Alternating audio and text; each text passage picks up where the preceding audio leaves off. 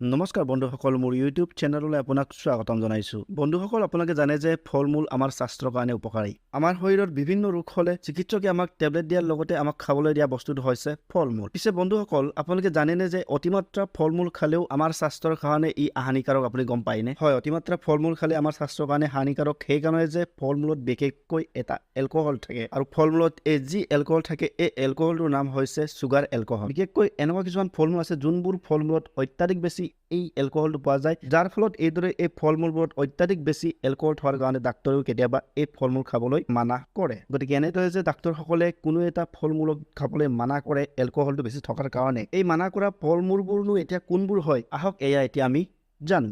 Number 1, apple.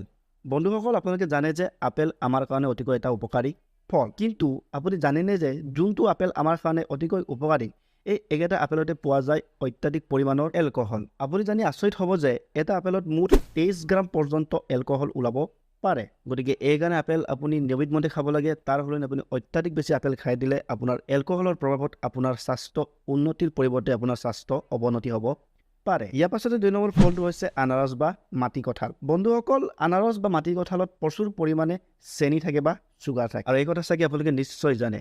আৰু এনেদৰে এই আনাৰস বা মাটি কঁঠালটোত বেছি পৰিমাণৰ চেনি বা বেছি পৰিমাণৰ চুগাৰ থকাৰ কাৰণে এই ফলবিধত অত্যাধিক বেছি পৰিমাণৰ চুগাৰ এলকহল পোৱা যায়। আৰু এইকাৰণে এনেধৰণে আনাৰসটো বেছিকৈ চুগাৰ থকাৰ কাৰণে যিকোনো এজন চুগাৰ পেচেণ্ট বা ডায়েবেটিছ পেচেণ্টক ডক্তৰ এজনে এইদৰে আনাৰস খাবলৈ মানা কৰে। গতিকে আপুনি আজি চিনি থওক যে চুগাৰ এলকহল থকা অন্য 2 নম্বৰ ফলটো হৈছে আনাৰস বা মাটি কঁঠাল। ইয়াৰ পাছতে 3 নম্বৰ ফলটো হৈছে কুঁহিয়াৰ। দৰাচলতে কুঁহিয়াৰৰ ভিতৰত এটা জাইলিটল নামৰ এটা পদাৰ্থ আছে, আৰু এই পদাৰ্থবিধৰ কাৰণে কুঁহিয়াৰৰ পৰা যিখিনি ৰস ওলায় এই ৰসটোত এলকহল উৎপন্ন হয়। গতিকে জানি থওক যে চুগাৰ এলকহল থকা 3 নম্বৰ বস্তুটো হৈছে কুঁহিয়াৰ। আৰু 4 নম্বৰ আছে গাজৰ।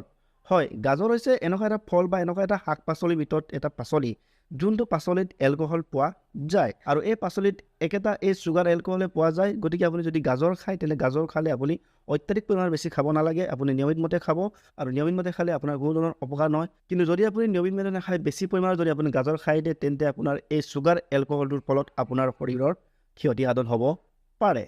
গতিকে এই 4টা পাচলি বা এই 4টা ফল-মূলেই হৈছে আপোনাৰ দৈনন্দিন জীৱনত আপুনি খাই থকা ফল-মূল বা খাই থকা পাচলি। গতিকে এই 4টা পাচলি বা এই 4টা ফল-মূলত কেনেকুৱা ধৰণৰ এলকহল আছে আপোনাক জনাই দিলোঁ। গতিকে আজিৰ পৰা এই বস্তুবোৰ খাওঁতে আপুনি সাৱধানে খাব। সাৱধানে খালে আপোনাৰ কোনো ধৰণৰ ইয়াত এফেক্ট নহ'ব।